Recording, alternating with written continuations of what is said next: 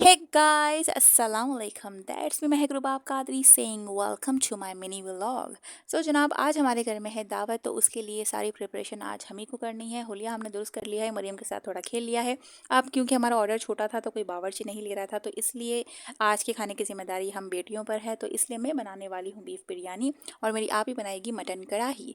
Beef biryani बनाने के लिए मैंने उसका सालन तो तैयार कर लिया है। अब मैं चावल को जो है उबालूंगी एंड देन फिर उसके बाद बिरयानी को दम दूंगी। साथ में मैंने जो है चाय भी बना ली है ताकि पीकर थोड़ा सा फ्रेश हो सके। एंड देन यहाँ पर हम कर रहे हैं हमारे गेस्ट का इंतज़ार और उसके साथ साथ मरीम के साथ थोड़ी सी मस्ती मजाक। एंड फाइनली हमारे मेहमान आ चुके हैं। तो मेहमान जब आते हैं तो उनसे सलाम दुआ की जाती है, यहाँ वहाँ की बातें की जाती हैं और हमारे गुजराती में कहते हैं कि राय झाएँ करना। तो यहाँ पर हमारे मेहमान और हम मिलके राय झाएँ कर रहे हैं।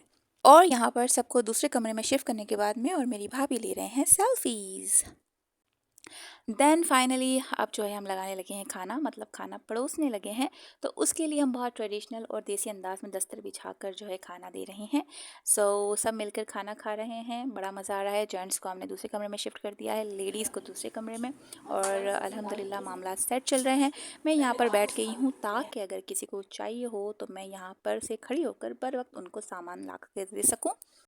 फाइनली सबको खिला पिला के समेट के मैं जब खाने बैठी तो खाना खा ही रही थी कि मरीम साहिबा आ गई मेरे पास अपना टैडू लेकर कि मुझे गोदी में बिठाओ। तो फिर मैंने और मरीम ने साथ साथ खाना खाया। एंड देन आखिरकार थक हार कर मैंने मरीम से कहा कि जाओ बेटा अपनी ज़िंदगी जियो, घर में दूसरे अफराद हैं उनको तंग करो। एंड देन उसके बाद मैंने सुकून से जैसा खा सकती थी खाना खाया और फिर समेट के हमने किया मेहमानों को सी ऑफ। और इसी के साथ हमारा व्लॉग होता है दी एंड। अल्लाह हाफिज़।